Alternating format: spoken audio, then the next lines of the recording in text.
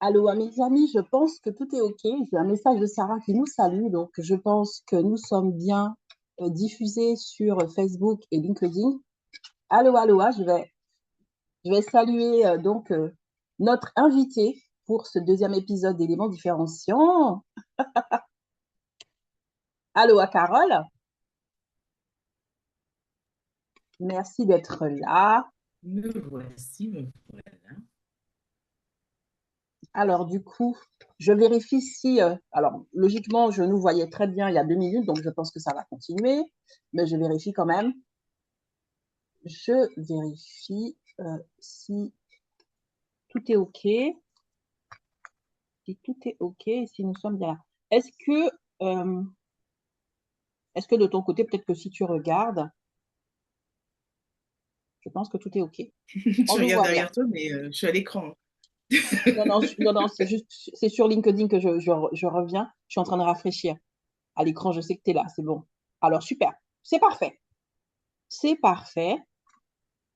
Ça a sauté, mais c'est revenu, donc c'est parfait. Merci Sarah de me confirmer que nous sommes bien en ligne, que nous sommes bien présentes et visibles toutes les deux sur ce deuxième épisode d'éléments différenciants.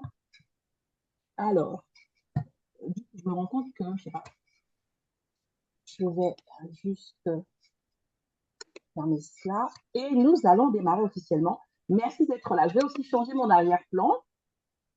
C'est mieux quand même si je change mon arrière-plan et que, quoi que l'affiche, c'est parfait. Nous avons vu ce dont il s'agissait. Merci d'être là. Merci à toi, Carole, d'avoir accepté l'invitation pour ce deuxième épisode d'éléments différenciants. Je vais commencer simplement en rappelant un peu le contexte, en rappelant un petit peu le principe Mhm. de l'émission, et puis après, je te permets de te laisser te présenter et nous allons démarrer Vas-y. notre échange.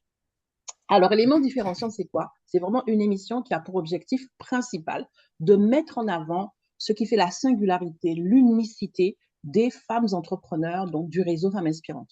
Ce sont des femmes qui ont plusieurs activités, hein, vraiment, il n'y a pas d'activité spécifique. Elles peuvent être coach, elles peuvent être, je ne sais pas, peu importe ce qu'elles pilotent comme activité. Ce qui compte, c'est qu'elles ont clairement identifié ce qui fait leur différence. Puisque aujourd'hui, on sait très bien que lorsqu'on parle de personal branding, on parle de ce qui fait la différence, de ce qui nous démarque sur notre marché. Mais je me suis rendu compte que ça va bien plus loin qu'un simple élément de branding. Ce qui nous démarque sur le marché, c'est quelque chose qui nous a interpellés, qui nous a interrogés, qui quelquefois nous a défiés. Ce n'était pas toujours simple de l'accepter, de l'intégrer et d'en faire une force. Et donc, c'est ce parcours-là de sa singularité qu'elle va nous partager, comment est-ce qu'elle a pu l'identifier, comment est-ce qu'elle a vécu les choses et en quoi aujourd'hui c'est son fer de lance.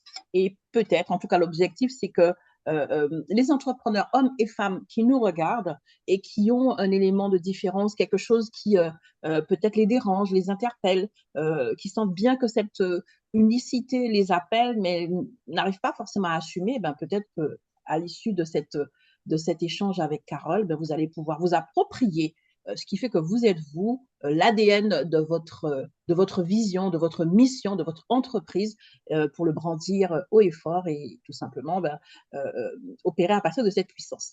Donc voilà un petit peu le contexte, vraiment l'objectif de cette émission. Donc encore une fois, merci Carole que je reçois en tant que membre du réseau Femmes Inspirantes, mais aussi en tant qu'amie. On se connaît depuis très longtemps.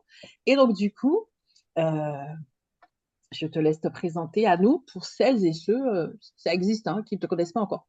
Ça existe, malheureusement. Je ne sais pas comment, Oui, mais bien ça sûr que ça existe. existe, heureusement.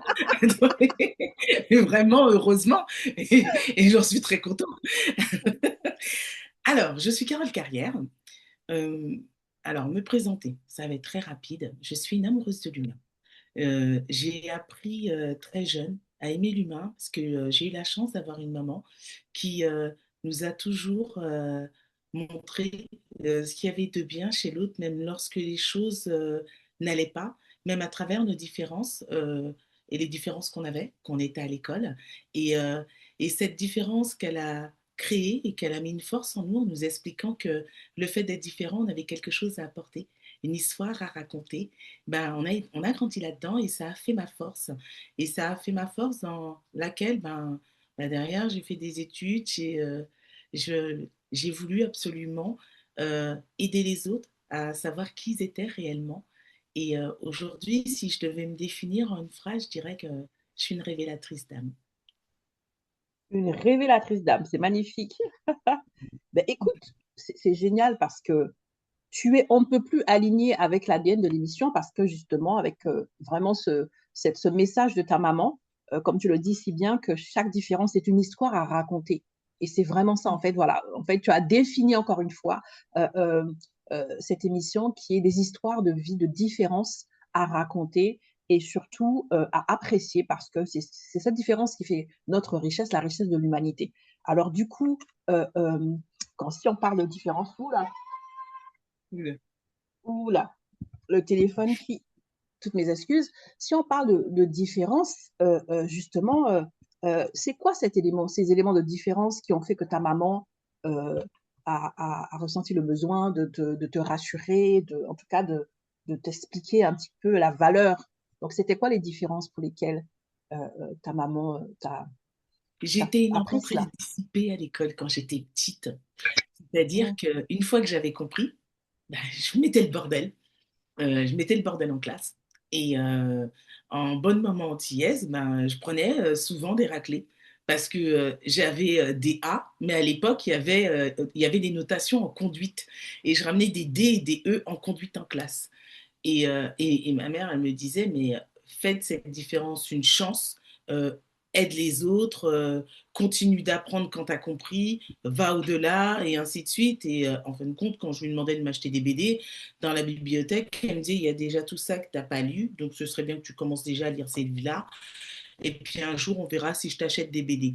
Donc, on a été très tôt mis dans les bouquins, mais pas n'importe quel bouquin. On a été mis sur l'histoire de la Caraïbe, parce que ma mère souhaitait absolument qu'on ait une connaissance de qui on est, d'où on vient.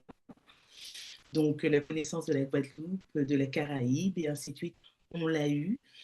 Après, c'était ben, la connaissance des différentes religions aussi, puisqu'on avait la chance. Alors, on habitait à Courbevoie, on était au sixième étage. Donc, moi, je parle de ça, c'était avant que j'ai 12 ans. Mais toute mon enfance jusqu'à mes 12 ans, on était à Courbevoie. Alors, la voisine d'à côté, elle s'appelait Zora. C'était la meilleure amie de ma mère, qui était marocaine. Donc, on a tout fait. Même le ramadan, il m'est arrivé de tomber dans les pommes, dans l'escalier, parce que je voulais faire comme mes copines. Hein, et l'étage en dessous, ben, on avait Sarah, ben, qui était de profession juive. Donc, en fait, quand on faisait toutes les fêtes, on était vraiment ensemble. Et j'ai baigné là-dedans.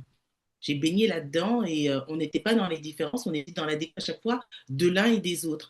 Et c'est quelque chose qui forge énormément parce que euh, on se dit, bah oui, aujourd'hui, je sais faire ça. Moi, aujourd'hui, on vient chez moi, je sais faire la cuisine du monde. Ouais.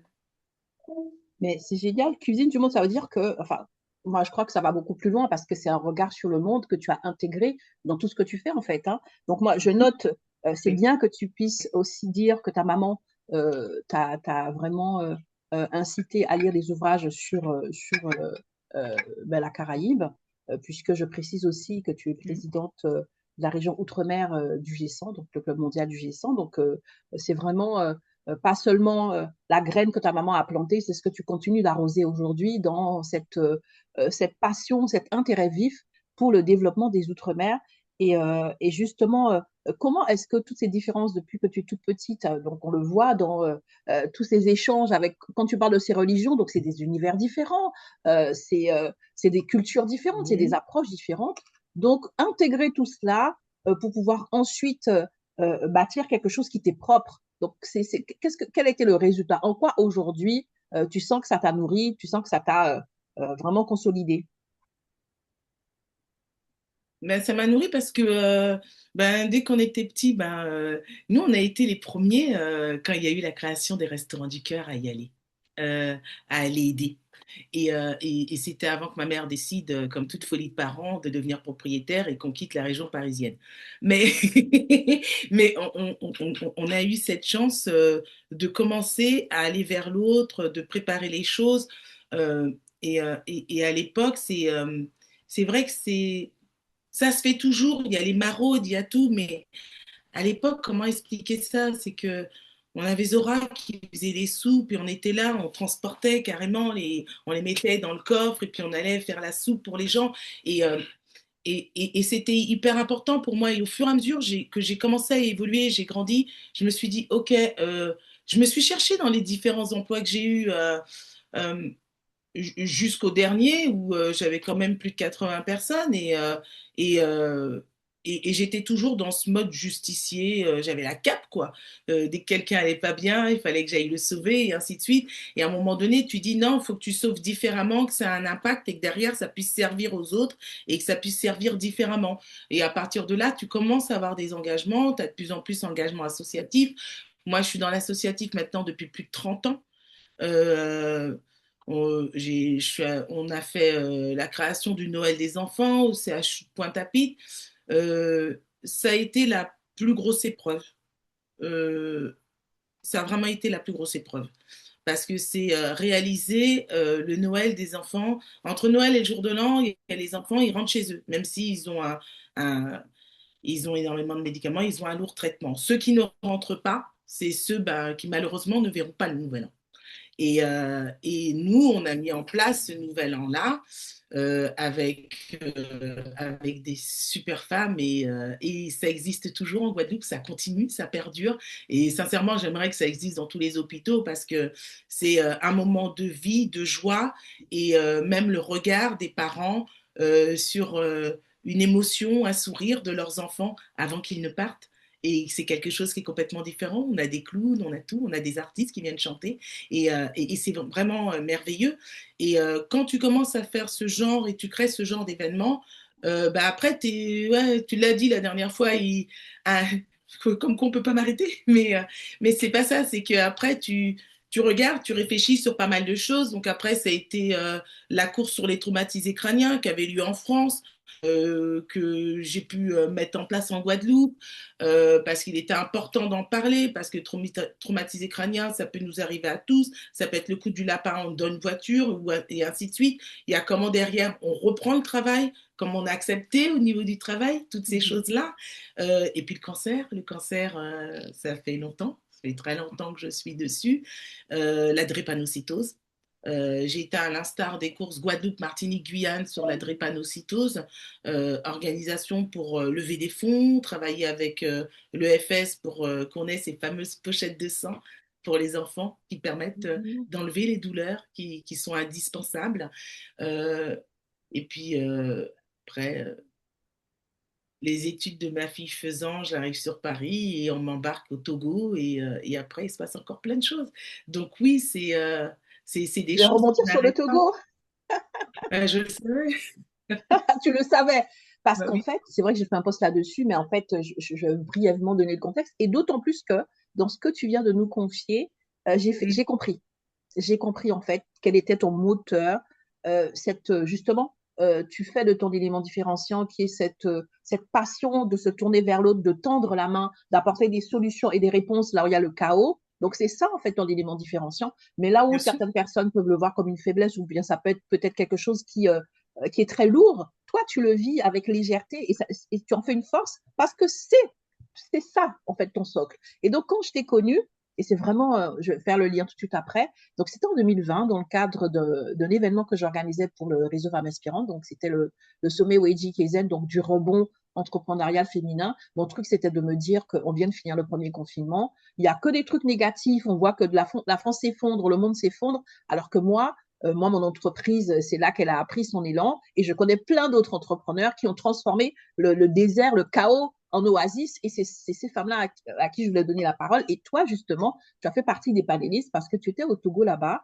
à ce moment-là. Tu t'es retrouvé bloqué dans un verrouillage incroyable parce que c'était quand même sévère à cette époque-là. Ouais. Et en fait, plutôt que d'être là et de maugrer et de pester contre la situation, tu as déposé le projet pour lequel tu étais là, tu as été vers les locaux, tu as compris les besoins, tu as surtout compris l'urgence pour les personnes qui étaient en situation précaire et qui risquaient d'avoir des problèmes tout simplement pour se nourrir. Et tu as lancé un programme tu me trompes si le mot, j'ai du mal, de cinécoculture, je crois que c'est ça, C'est une coquille. pour justement aider ces familles. Donc, ce programme a nourri des milliers de personnes et il a même eu cette reconnaissance vraiment particulière en fin d'année 2020. Et du coup, je me rends compte, parce que ça m'avait vraiment impressionné, je me dis, waouh, personnellement, je me serais trouvée au Togo à cette époque-là. Comme toi, Mm. dans le même cas de figure, j'aurais attendu que ça passe. Tu vois, voilà. Et je me suis rendu compte que c'était ton fonctionnement, que c'était ton ADN, parce que tu es une maman qui t'a appris depuis toute petite, lorsque tu as fini, lorsque tu as fait tout ce que tu as à faire, et que tu t'ennuies, plutôt que de bazarder toute chose, va vers les autres et aide-les. En fait, c'est là que je fais le lien, en fait. C'est vraiment ça Oui. ta puissance, c'est vraiment ça ton ADN, en fait, et tout ce que tu fais est bâti autour de ça. C'est-à-dire que, entre guillemets, moi, je te connais et je sais que tu es quelqu'un qui est comblé par la vie. Entre guillemets, tu n'as pas besoin d'aller vers l'autre. Mais tu ne peux pas t'empêcher, dès l'instant que tu vois, euh, voilà, tu mets ta cape un petit peu, ta cape de justicière quand tu vois des injustices, tu vois que l'humain est en danger, que l'humain n'est pas pris en compte. Et donc, ben, voilà, c'est vraiment ça. Je fais le lien aujourd'hui par rapport à cet élément différenciant, cette unicité. Et pour toi, c'est une force, c'est ce qui te fait rayonner et c'est ce qui te rend magnétique, en fait, hein. Tu me dis si je me trompe, mais en tout cas, c'est le lien que je fais aujourd'hui et j'ai l'impression que ça vient de là et certainement d'autres choses aussi, tu vois. Ta maman a fait un travail excellent. Elle a fait un travail excellent. Je ne vais pas parler que de ma mère, je parlais de mon père aussi. Parce que ce que j'ai pu réaliser au Togo, c'est grâce à mon papa. Mmh. C'est grâce à mon papa parce que moi, j'ai la chance d'avoir un père qui a un jardin. Au-delà de faire de l'élevage, le mec, il a des poulets qui font 5 kilos euh, et qui sont pas nourris avec, mais ils sont nourris. C'est avec, ils sont nourris avec les fruits et les légumes qu'il a dans son jardin. C'est pour te dire, c'est des poulets de luxe. Et j'ai cette chance où il a toutes les plantes médicinales, il nous a toujours tout expliqué au niveau de l'agriculture et tout ça.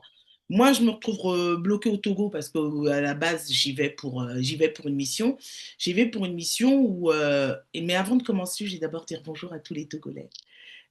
Remercier le Togo de m'avoir accueilli, remercier le Togo par son amitié, son amour, la passion que j'ai de ce pays et l'amour que j'ai de ce pays, parce que c'est très important déjà pour parler de ça, parce que rien n'aurait pu être possible avec ces personnes.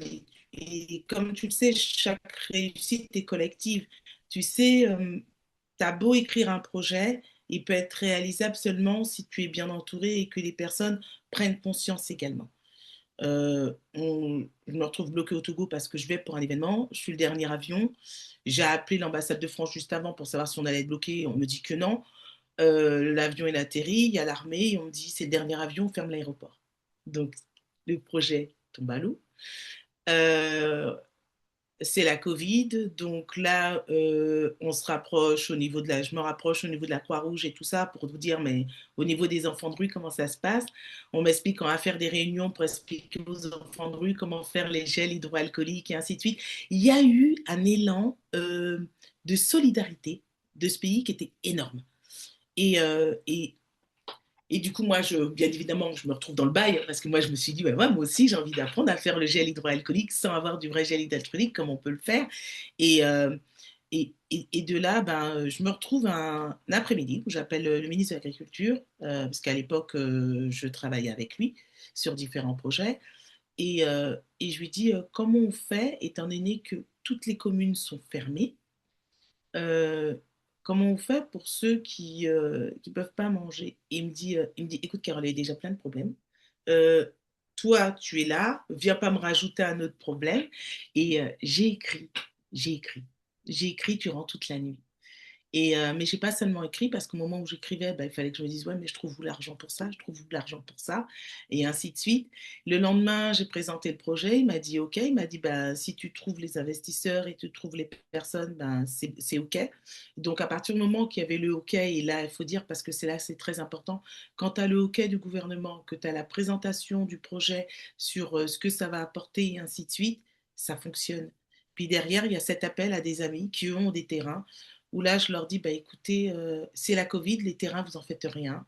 J'aimerais qu'on les mette à disposition des femmes pour qu'on fasse de l'agriculture, pour qu'elles puissent nourrir les enfants et qu'on puisse travailler correctement. Et puis, il y avait ce projet de cinécoculture qui a été validé par l'UNESCO.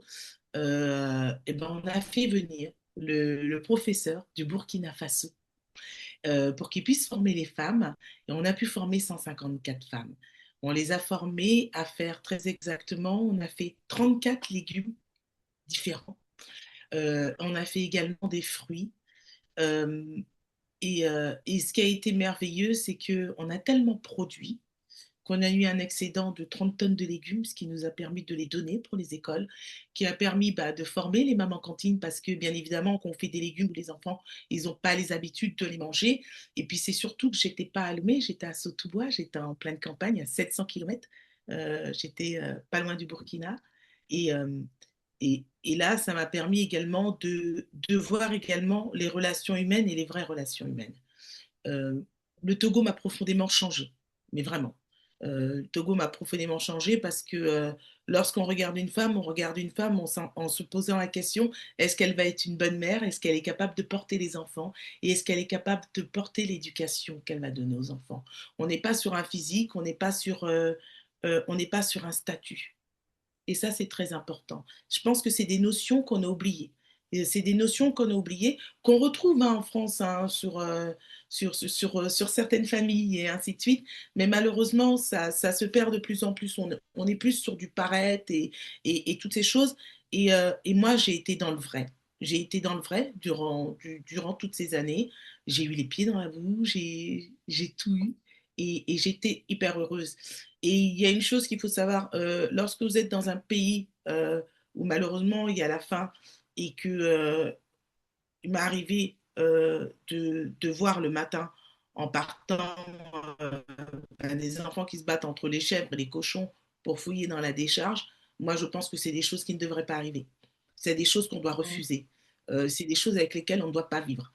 Euh, Lorsqu'on enfant, un enfant pleurer toutes les nuits, qu'un jour on l'entend plus pleurer et qu'on dise ben, l'enfant il est décédé parce qu'il n'y avait, pas, il y avait plus de lait, la maman n'a pas assez de lait ou des choses comme ça, c'est des choses que je n'ai pas envie d'entendre. Et, Mhm. euh, et en fin de compte, ça donne de la force dans ce qu'on fait. Donc, il y a d'autres personnes qui vont dire oui, c'est dur, patati patata. Mais moi, ça me donne de l'énergie parce que je dis que ce que je fais réalise quelque chose de beau, Mm. apporte quelque chose qui a un sens. Le retour en France a été un peu difficile. Il faut savoir que le projet dure toujours. Et ce qui est bien, c'est que l'État a mis en place des, euh, des écoles avec des potagers. Donc, il y a une continuité. Mhm. Et c'est pour ça qu'il faut vraiment les féliciter. Et en rentrant à Paris, ben là, c'est le chaos. En rentrant à Paris, c'est le chaos. Ouais, c'est un super chaos. Mais c'est le chaos, c'est ah, c'est super, c'était la Covid. Bon, bah écoute, ah, bah on t'oublie pour le Zoom. Donc, les personnes qu'on avait l'habitude d'isoler, on les a encore isolées encore plus. On les a mises dans une violence invisible, mais qui fait tellement mal. Moi, je reçois des femmes dans mon cabinet et j'ai des femmes qui me disent bah non, moi, je ne veux plus y retourner. Mm. Je ne veux plus y retourner. Ou soit on vous fait accéder à la réunion Zoom 10 minutes avant la fin et on vous dit, bon, bah écoute, comme tu étais en retard, c'est toi qui fais le compte-rendu. Mais dans quelle violence Et là, je me suis dit, OK, si là, je dois travailler sur un truc, il faut que je travaille vraiment sur toutes ces violences systémiques, sur les violences silencieuses. Je veux aller sur un truc où aujourd'hui, bah, je vois qu'on ne va pas dessus. On est sur du coaching, ouais, t'es bon, t'es super, je vois, ah là là, je vois une entrepreneuse en toi. Oui, le coaching, je vais te faire avoir un salaire à 5 chiffres. Mais mon Dieu, pardon, taisez-vous.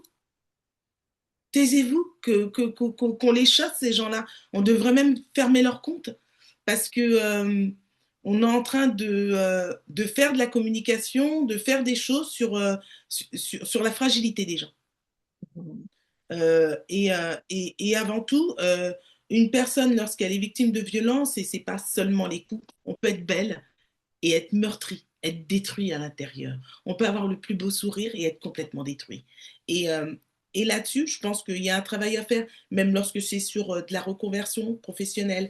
Et c'est important, c'est où est-ce que je vais, de quelle manière je veux le faire, et surtout être aligné avec soi. Mhm. Et c'est en ça que moi, je suis contente parce que et c'est vrai que la manière dont je reçois mes patients et ainsi de suite, ça peut paraître atypique parce que je mélange neurosciences avec la sophrologie et pas mal de choses. Mais pour moi, il est important. Il est important que la personne, elle sache qui elle est et surtout qu'elle sache se présenter. Aujourd'hui, lorsqu'on demande à une personne de se présenter, elle ne sait pas quoi dire sur elle. Elle va parler de ses études, on s'en fout. Parce que quand la personne elle va partir, on ne va pas parler de ses études, on ne va pas dire ah ben j'ai rencontré Muriel, elle a un bac plus 5. Non. C'est quelle est, et là on est dans l'élément différenciant quand tu te présentes, qui va avoir un impact sur l'autre et qui va se dire, bah, cette personne-là, j'ai envie de la revoir, j'ai envie de la contacter. Et cet élément différenciant aussi qui va permettre bah, qu'on dise, bah, écoute, tu m'as parlé de ça, j'aimerais en savoir plus. Et à partir du moment qu'on travaille avec les personnes et on leur parle de ces choses-là, ben, elles sont contentes parce qu'elles ne se disent pas, ah enfin, on s'intéresse à moi. C'est non, ce que j'ai à dire est intéressant parce que j'ai su le dire correctement et je su l'emmener correctement. Mhm. Mhm. Et on ne travaille pas assez là-dessus. Et pour moi, c'est hyper important. Donc c'est vraiment là-dessus, aujourd'hui, qu'il faut travailler lorsqu'on parle de violence. C'est là-dessus qu'il faut travailler également par rapport également aux enfants. Euh, L'harcèlement au travail crée des parents violents. Pour tous ceux qui sont en train d'écouter, qui regardent mal leurs collègues, qui ont des moqueries, qui ont des niaiseries, il faut savoir que moi, je reçois des mamans, je reçois des papas Mhm. qui me disent j'étais pas violent. Mais il y a un jour, j'ai craqué. Parce que ce jour-là, au boulot, encore une fois, ça s'est mal passé. Et il Mhm. faut que les gens l'entendent. C'est pour ça qu'il y a des interventions au sein des entreprises. Il faut que les gens ils entendent leur comportement, que leur manière de faire peut briser une famille. On ne s'en rend pas assez Absolument. compte. C'est-à-dire, oh mais non, oh mais c'est pour rigoler, tu le prends mal, oh là là, t'es pas marrant. Ben non, c'est pas marrant. Il faut qu'on comprenne quand quelqu'un a eu un cancer, quand il revient travailler, au niveau cognitif, il est plus pareil. Elle n'est plus pareille. Mhm.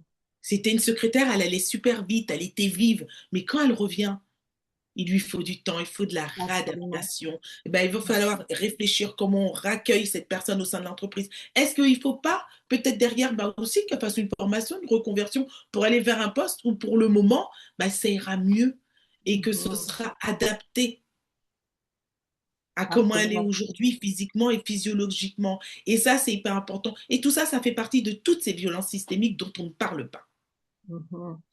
Je Ouais. comprends bien que vraiment, ton unicité, c'est ce fil conducteur qui fait que, en vérité, toi, c'est de former systématiquement le chaos lorsque tu en es témoin en quelque chose de fort, en quelque chose de beau, en quelque chose de plus humain. C'est vraiment ça ton élément Mhm. différenciant, que ce soit au Togo, face à une situation spécifique liée à la famille, quand tu reviens en Europe, donc ce sont toutes ces détresses humaines et surtout cette violence Mhm. de l'homme vis-à-vis de l'homme, quand je dis l'homme de l'humain vis-à-vis de l'humain, ce sont ces choses-là, ce sont ces situations de chaos. En fait, voilà, c'est ça. Tu es interpellé, c'est-à-dire que tu as dit tout à l'heure vraiment, tu as mis tu t'es mise en mode justifié, c'est ça en fait. Maintenant qu'on a compris ce qui t'anime, c'est ça le fil conducteur. Mais Mhm. moi j'ai une question. Parce que si tu le présentes comme ça de manière tellement simple, en disant oui, Mhm. moi, voilà, j'ai tout eu, j'avais les pieds dans la boue, mais on comprend très bien que c'est pas si simple que ça. Parce que s'engager systématiquement pour l'humain, s'engager systématiquement dès l'instant qu'on voit une injustice pour pouvoir apporter de la réparation, apporter des solutions, apporter des réponses, recréer du lien, remettre l'humain au centre, mais ça, c'est quelque chose qui demande du temps, de l'énergie, de l'abnégation, alors que tu es comme toute femme, tu as une vie, tu as un foyer. Donc, c'est quoi les vrais défis? Parce que oui, j'entends un peu tout ce que tu dis, mais derrière, il y a des défis. Pourquoi est-ce que c'est important d'en parler? Parce qu'il y a peut-être d'autres personnes qui sont animées du même feu que toi et qui sont là, qui regardent autour d'elles et qui se disent non, mais je ne peux plus accepter cette violence-là, qu'est-ce que je peux faire? Mais qui se disent, ah, mais ça va me demander du temps, mais j'ai mon foyer, mais j'ai ceci, j'ai cela. Donc, en fait, c'est quoi tes défis à toi et comment tu les as surmontés pour continuer, parce que ça fait 30 ans, pour continuer et surtout peut-être ne pas être déçu parce que bien évidemment l'humain peut décevoir, ne pas être déçu, ne pas être, comment dirais-je, en avoir marre tout simplement. Voilà, c'est ça, marre d'avoir les pieds dans la boue de cette humanité violente. Donc donne-nous un peu, parlons de tes Ben, je me défis suis et structurée. Je me suis structurée.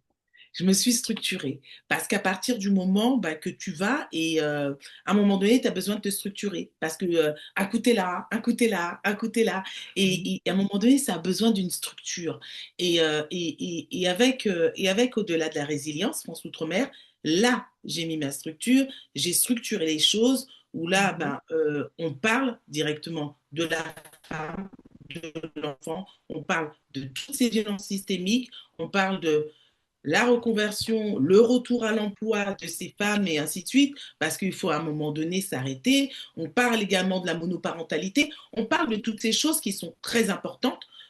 Et là, c'est structuré avec des experts, avec des personnes autour. C'est plus Carole qui court et qui écrit des projets. C'est structuré, bah, même si avant c'était fait de manière collective, mais là c'est structuré. C'est structuré avec un conseil d'administration, avec des membres, avec un parrain et ainsi de suite. Là, on a Alors, des choses qui sont vraiment mises en place. Oui. super. Je vais t'arrêter parce que là, tu commences à donner les pistes, donc il faut bien qu'on soit d'accord. Donc là, tu es en train de dire aux personnes, hommes ou femmes, donc si effectivement vous avez cette puissance qui s'anime en vous lorsque vous voyez des injustices, que vous voulez agir et que vous posez des questions par rapport à votre foyer, par rapport à votre organisation, par rapport à votre vie, comment intégrer tout cela? Première chose à faire, c'est se structurer, si j'ai bien compris. Et Mm. deuxième chose, c'est s'entourer, puisque tu as Bien sûr. parlé de moi et tout. Donc, premièrement, se structurer. Deuxièmement, s'entourer. OK, Mhm. c'est bien ça. Je suis dans le vrai. Ouais. Est-ce qu'il y a d'autres éléments que tu veux bien nous partager? Être à l'écoute de toutes les personnes qui t'entourent. Être à l'écoute de ceux qui nous entourent. Oui. Il y a des personnes qui décident qu'ils s'entourent, ils se disent, ouais, je suis bien entouré, mais en fin de compte, c'est des pansements. C'est-à-dire qu'on va avoir des personnes qui vont dire, bah, elle, je la prends parce qu'elle est capable de faire ça, elle, je la prends parce qu'elle n'est pas capable de faire ça. Et puis, c'est plein de petits pansements. Moi, j'imagine un nounours avec des pansements de partout, et puis on dit, ouais, je suis entouré. C'est pas ça, être entouré. Entouré, c'est avoir des personnes qui ont une expertise, à qui on donne la parole. Ces personnes-là, elles vont avoir la parole, et on va les écouter, et au-delà de les écouter, on va les laisser faire. Et il n'y a rien qui nous interdit de dire ce que tu fais, c'est super, j'adore ton idée. Par contre, on pourrait peut-être rajouter ça ou rajouter ça, t'en penses quoi? Mais pas dire, ah mais non, j'aime pas, je vois pas ça comme ça, c'est pas l'ADN. Non, là, ce genre de personnes, c'est les nounours qu'on étouffe. Mais, mais ce qui est hyper important, s'entourer aujourd'hui, c'est avoir des voix qu'on entend.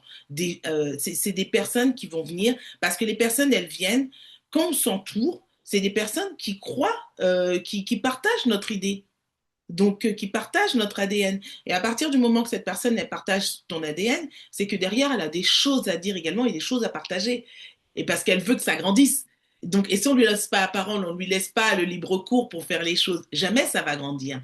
Et je pense que c'est vraiment comme ça que ça doit être fait. Et si on prend toutes les boîtes qui ont été faites dans les années 80 et ainsi de suite, c'était des bandes de copains, mais tout le monde avait la voix et tout le monde parlait. Plus maintenant. Absolument. Ben non, plus maintenant. C'est on Super. s'associe, tu mets combien sur la table, ok, toi tu es capable d'aller chercher quoi, toi tu es capable d'aller chercher quoi. Non, si tu veux des commerciaux, ben, tu vas faire à la banque et tu prends les commerciaux et tu leur donnes des objectifs. Mais aujourd'hui, pour moi, Absolument. s'entourer, c'est faire confiance à l'autre, ben, lui donner les clés de la maison en fin de compte. Si on a une maison et et tout le monde a une clé pour pouvoir y rentrer, mais c'est pas mettre chaque Super. personne dans une Super. pièce.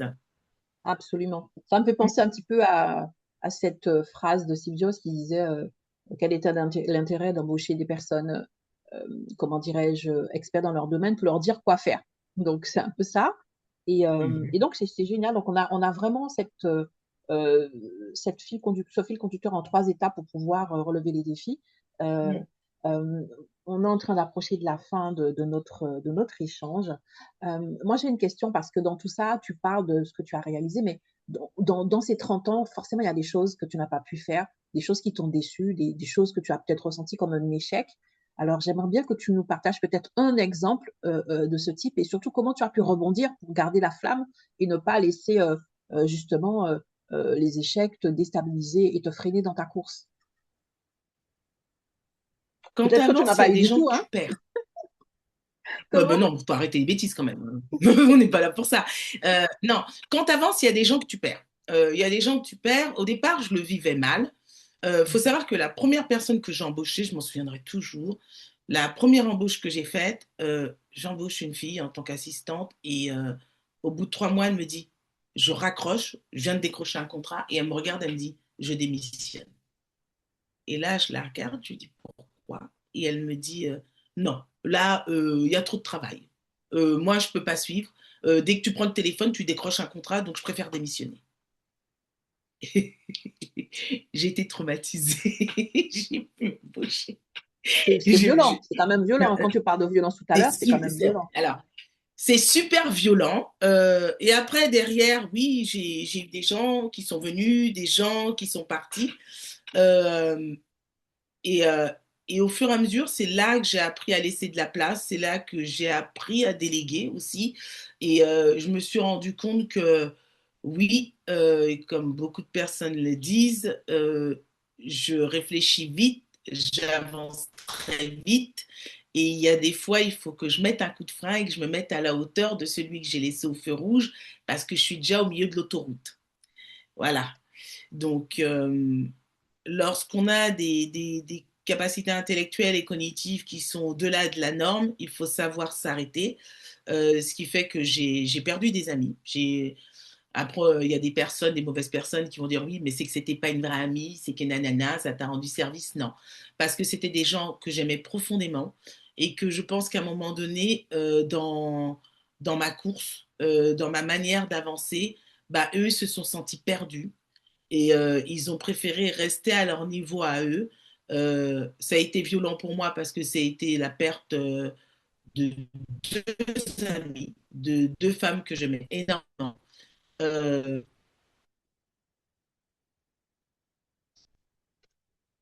Ça rend un petit souci, ça a coupé. Tu m'entends, Carole? Alors, c'est figé chez moi. Est-ce que tu m'entends? Je vous demande un instant. Donc, il y a un petit souci de connexion, ça arrive. Est-ce que tu m'as, là, c'est bon, tu es revenu? Je t'entends. Ton image est encore un peu figée. Donc, super. Alors, il faut que tu remettes ton micro. je ne sais pas pourquoi, aujourd'hui à Champigny, ils ont décidé de faire des coupures de courant.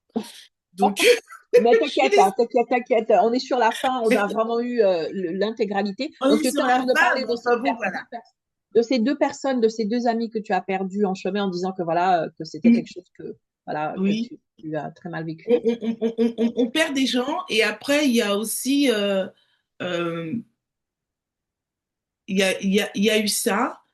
Et après, il y a le décalage. Il y a le décalage. Des fois, tu as un décalage avec des membres de ta famille aussi, où la plupart du temps, on va te reprocher. On va te reprocher ta réussite, on va te reprocher ton manque de présence.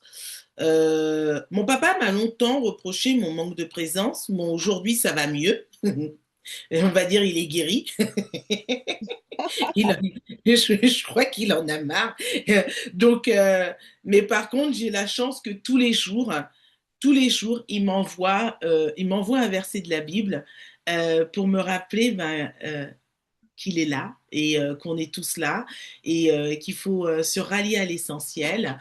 Et si je devrais finir par une chose, c'est que je suis habitée par Dieu. Je sais qu'il y a des personnes qui ne sont pas croyantes, mais moi, je le suis profondément. Et je suis habitée par le Seigneur et c'est mon moteur. Merci.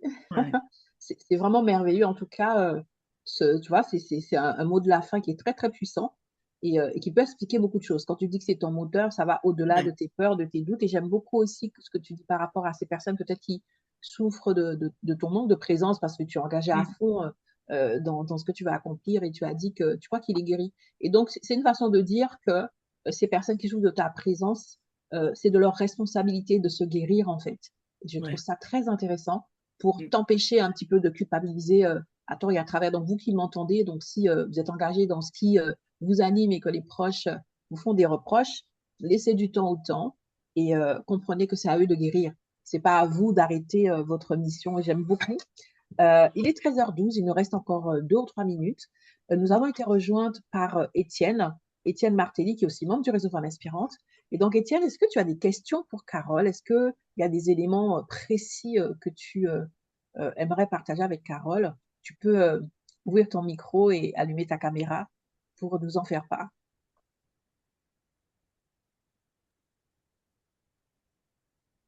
Oui, eh bien, Carole, je ne vais pas te ben, tu sais combien je t'apprécie et on a eu l'occasion de travailler ensemble. Parle un tout Lorsque... petit peu plus fort, s'il te plaît, Étienne. Ta voix un peu étouffée. Oui, je disais à Carole, bon, on se connaît, donc on a eu l'occasion eh bien, de travailler ensemble sur un atelier dans le cadre de Octobre Rose, pour les femmes Mm. en reconversion, mais qui avaient aussi un cancer. Et j'avoue que c'était ma cette proposition d'animer cet atelier autour du quotidien. Je n'avais pas. Euh, C'est très, très bas, Étienne, s'il te plaît. Je ne sais pas, tu entends bien, Carole, sa question? J'ai pas entendu, j'ai pas J'ai entendu. augmenté le son. Ben, moi aussi, hein, mais c'est quand même très bas. Voilà. Là, on m'entend mieux? Oui, Ah! super, ben voilà. Ah! C'est comme j'avais mis comment ça s'appelle? Les écouteurs. Mhm. Non, c'est parfait, c'est parfait. Oui, alors je disais à Carole que, en fait, nous les femmes, ben, personnellement, donc j'ai subi également ce préjudice parce que je dis c'est un préjudice lorsqu'une femme a un cancer. Et dans le monde du travail, je reviens sur ce que tu dis. On se sent diminué quand on revient après une période assez dure et traumatisante pour son corps. Dans le monde du travail, on ne fait pas de cadeaux, nous les femmes. Et malheureusement, ce ne sont pas des hommes, hein, ce sont des femmes comme nous qui nous jugent, qui nous diminuent. Et c'est un petit peu désolant de voir que ce manque de sororité, comme tu le dis souvent, entre femmes, ce manque on va dire comment on dit ça, le mot me manque, et L'empathie. voilà, d'empathie, mais d'entraide, il y a un mot hein, qu'on emploie bien pour ça, entre les femmes. Et ça se retrouve aussi dans le monde de l'entrepreneuriat parce que les femmes, parfois, elles se comparent entre elles et elles oublient qu'elles sont complémentaires parce que même si on fait la même chose, on a les mêmes compétences, mais on ne le fait pas de la même manière. On ne touche pas les personnes de la même manière. Et bien entendu, ça, ce manque de sororité et d'entraide entre les femmes, eh bien, c'est ce qui crée ce qu'on appelle, ce que tu as parlé tout à l'heure, Carole, de ce manque d'échange et Mhm. qu'on va tracer sa route et on va la tracer différemment d'autres parce que on va pas nous comprendre, on va passer pour une personne, une bête curieuse différente, Mhm. alors que en fait, nous, on travaille pour cette unité parce qu'en fait, on fait partout d'un ensemble, on est tous uniques, mais on fait un quand même sur cette terre et si beaucoup de personnes le comprenaient, eh bien, le monde serait mieux, on vivrait mieux sur cette terre. Mhm. Voilà. Absolument. Absolument. Donc, il La n'y a pas de sororité, c'est question si encore j'ai quelque bien chose, hein. compris là. Oui, vas-y, parole. Donc, on est bien d'accord, il n'y a pas de question. Mais je vais Non, te... c'est pas de question, c'était Non, pour c'est te un dire que sans je te retour. rejoins. Ouais. Oui, parce que par rapport à ton expertise, parce que moi aussi, moi j'ai une expertise, je suis dans le monde des métiers de bouche, Mhm. mais moi j'interpelle par rapport à autre chose. Oui, bien sûr. Toi, tu es dans le mode du Absolument. coaching, de Absolument. l'accompagnement, mais tu interpelles par rapport à la résilience des femmes, par rapport à la reconversion professionnelle suite à un cancer, suite à un Mhm. burn-out, suite à plein d'événements, d'accidents, je veux dire des accidents de la vie, parce qu'on y passe tous. Et ces accidents de la vie eh ben, peuvent nous fragiliser. Et moi, c'est au niveau Absolument. alimentaire. Moi, c'est au niveau des intolérances alimentaires. Donc, euh, et comme je t'ai dit, cet atelier m'a permis de voir que ben, j'avais une voix et tu m'as donné cette voix pour pouvoir montrer aux femmes qu'elles peuvent s'en sortir quand on a perdu le sens du goût, quand on a perdu euh, parce que un peu de sa féminité, parce que Mhm. tout dépend où la femme, elle a été touchée dans cette épreuve. Ça touche sa féminité, ça touche son aura, ça touche sa personne. Donc c'est une blessure qui, euh, qui prend du temps, Mhm. énormément de Absolument. temps pour la reconstruction. C'est pas une Absolument. reconstruction physique seulement, c'est une reconstruction mentale, c'est une reconstruction d'être dans son élément et de retrouver aussi son élément. Voilà.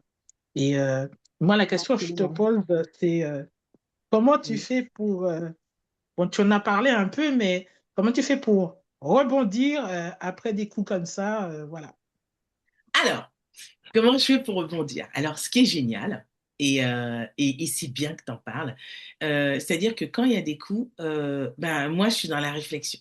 Parce que comme je passe mon temps à réfléchir et à chercher des solutions, surtout à en trouver, euh, lorsque j'ai fait des années avec aller chercher, faire des événements, récolter des fonds et tout ça pour le cancer. Et quand j'ai eu la réflexion sur rémission reconversion, il m'a été essentiel. Il m'a été essentiel de trouver un partenaire de choix pour ça. Et le partenaire de choix, il n'y en avait pas un seul autre qui s'appelle Transition Pro.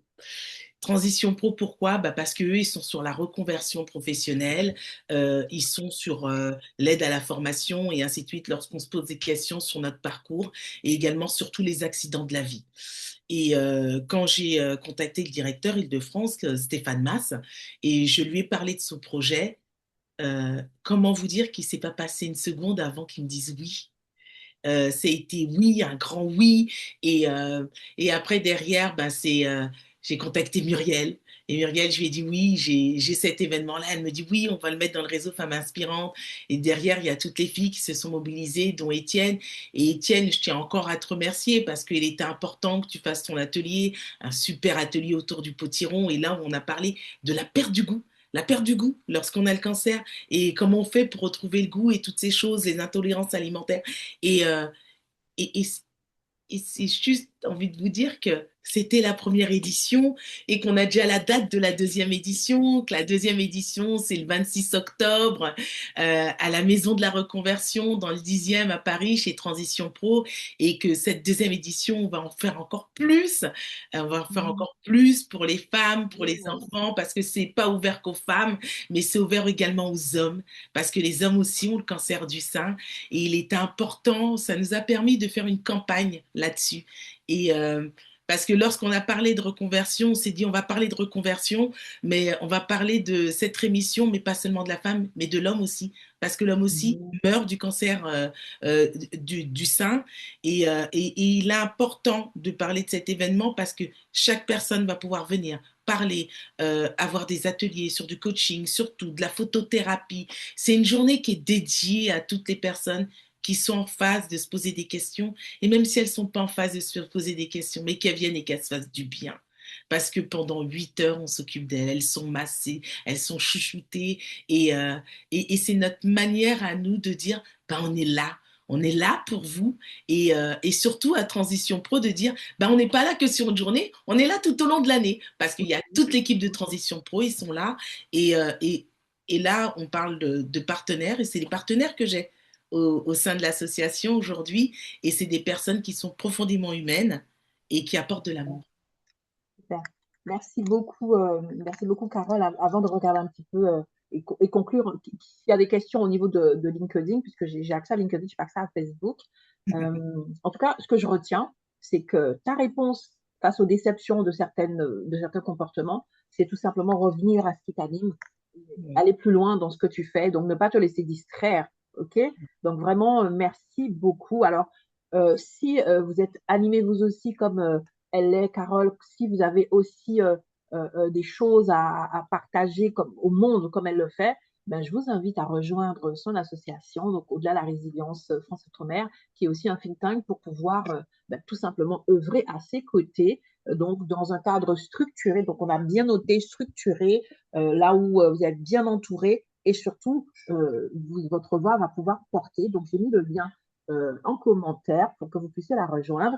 Et je vais profiter, avant de te laisser le mot de la fin, pour saluer, puisqu'il n'y a pas de questions sur LinkedIn, il y a des petits coucous, donc Sarah Glombard, Faïza Sheker, Adeline Kameni, Cathy Rena, Anne-Laurence, Anne-Laurence, Yao Pilote et Carole Bernard. Carole, d'ailleurs, qui dit trop de promesses tue. Donc, c'était il y a quelques minutes. Donc, c'est vrai que ça, c'est des choses qui sont importantes de savoir tenir parole. Merci à vous d'avoir assisté. Donc, bon, peut-être que vous n'avez pas de questions tout de suite, mais si vous en avez par la suite, n'hésitez pas à contacter directement Carole. Et comme je viens de le dire, si vous voulez vous engager à ses côtés, le lien donc de son association est en commentaire.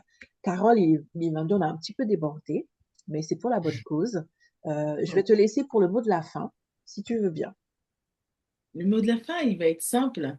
C'est si vous avez du temps, donnez ce temps à une association, quelle que soit l'association. Parce qu'au bout, il y a une personne qui attend, peut-être une écoute. Et le temps aujourd'hui, c'est ce qu'on a le plus précieux. Nos parents nous courent après et lorsqu'on vieillit, c'est nous qui courons après nos enfants et on réclame ce fameux temps. Et on nous supplie sur ce temps. Donc, si j'avais un mot de la fin, c'est si vous avez du temps, sachez l'utiliser de la bonne manière. Ce qu'il y a le plus précieux, le don le plus précieux. Merci de le rappeler. Donc, merci à vous qui assistez à l'émission. On se retrouve le 4 mars prochain pour notre 3e épisode avec Julie Danel. Et d'ici là, écoutez, prenez contact avec Carole pour que ce feu qui l'anime puisse se propager au maximum. Merci encore. Merci Étienne pour ta présence. Merci Carole. Et on se dit à très vite. Voilà, je crois que tout est dit. À très vite. Merci. Merci.